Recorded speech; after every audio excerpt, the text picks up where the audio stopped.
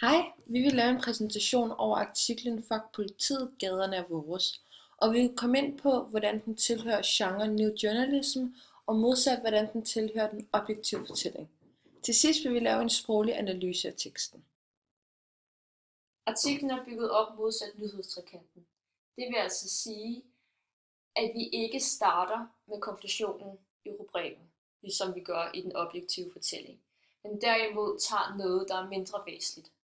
Selve brødteksten startes med in medias res og fortsætter så i meget af teksten med historisk præsens, for ligesom at gøre det mere levende for læseren.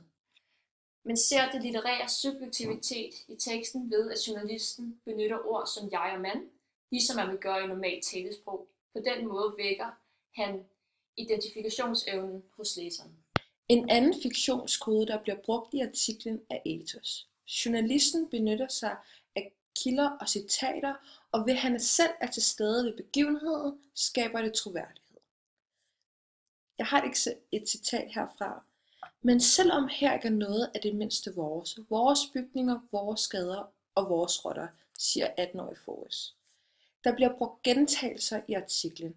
Her er det ordet vores, ligesom vores bygninger, vores gader og vores rotter.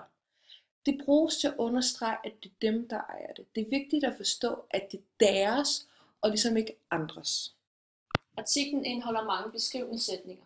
Vi har et eksempel i teksten, der siger, deres mørke hættetrøjer snøret tæt om ansigterne. Dette giver et meget sanseligt udtryk og gør det nemmere for læseren at forestille sig det billedligt.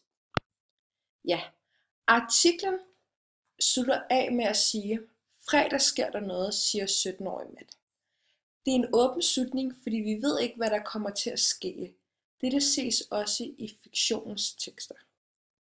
Et træk, der gør, at teksten ikke hører til New Journalism, er, at journalisten bruger faktorkoder i form af logos. Her bruger han altså statistikker og tal for at appellere til læserens fornuft. Vi har et eksempel her i teksten, hvor at han bruger en dato, men også hvor gamle personerne er.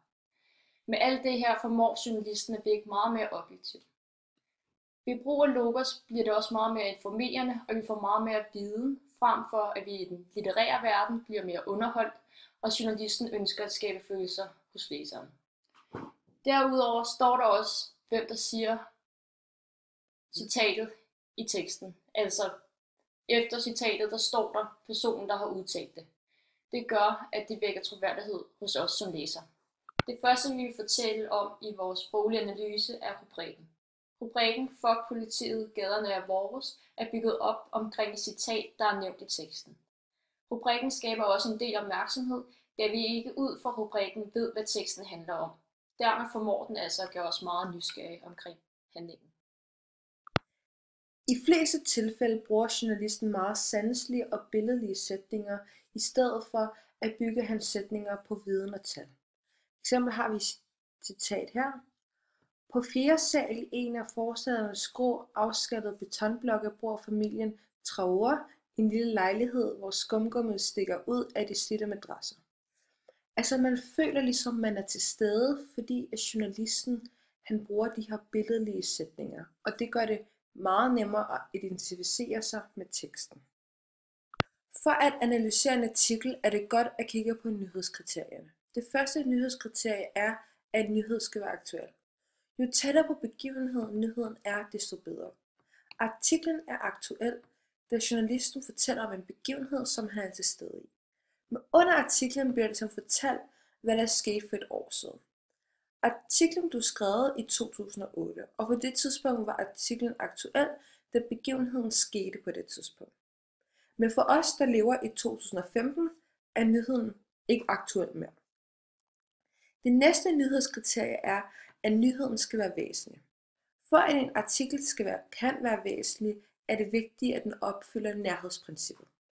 Nyheden er fra en forstad i Paris. Da nyheden sker i Frankrig, som finder sted ligesom i vores kulturkreds, bliver der skabt sådan stor opmærksomhed omkring emnet. Men hvis det havde eksempelvis været sket i Afrika eller Mellemøsten, eller for den sags skyld Asien, havde den nok ikke fået så stor opmærksomhed, som den havde tilbage i 2008. Det næste kriterie er, at en nyhed skal rumme en konflikt. Artiklen indeholder konflikt. Konflikten bygger på, at de unge mennesker har et stort had til politiet, da de føler sig meget uretfærdigt behandlet. Regeringen gider ikke blande sig i konflikten, og derfor bliver problemet bare større. Der bliver heller ikke fundet en løsning, da artiklen, som Dine nævnte i starten, slutter med en åben slutning. Det fjerde nyhedskriterie er, at en nyhed skal skabe identifikation. Her har vi et citat, som I kan se her. Vi går på gaden på årsdagen. Det er vores pligt over for Sid og Boina, siger 17-årige Pex, som ikke vil have sit rigtige navn frem. Altså læseren får sympati for Pex, da citatet går ind og appellerer med vores følelser. Ordene som vi, som står her, og vores, som står her, skaber et fællesskab, som læseren bliver en del af. Det bliver nemmere at identificere sig med teksten. Den sidste nyhedskriterie for artiklen er, at den skal skabe en sensation eller noget uventet. Artiklen indeholder ikke en sensation eller noget uventet. Grunden til dette er, at det ikke overrasker os eller fortæller os noget nyt. Da sådan noget her kunne forekomme mange andre steder i Europa.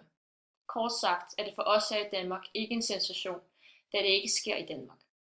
På den anden side, hvis man ser det fra de unge menneskers side i Frankrig, skaber det en sensation. For dem var det noget uventet, da politiets handlinger skabte kaos i et etableret orden. Der er ikke brug af metafor i artiklen, som man normalt bruger i de litterære tekster. Virkningen af dette er, at artiklen er tilgængelig for mange samfundsgrupper, der nemt kan læses og forstås. Blandt andet er mange af sætningerne bygget op med bagvægt. Jeg har et eksempel her, som du kan se her. En muslimsk mor i slør stopper kortvarigt op med sine 3 børn. Her er stopper, verballedet, og en muslimsk mor i slør er grundled. Det der er nexus.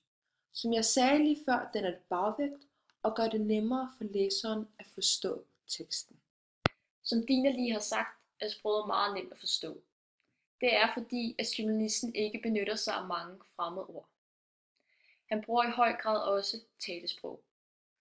Derudover bruger journalisten også bandeord i form af ordet fuck. Dette gør, at sproget er lav stil. Det eneste, der snakker imod, at sproget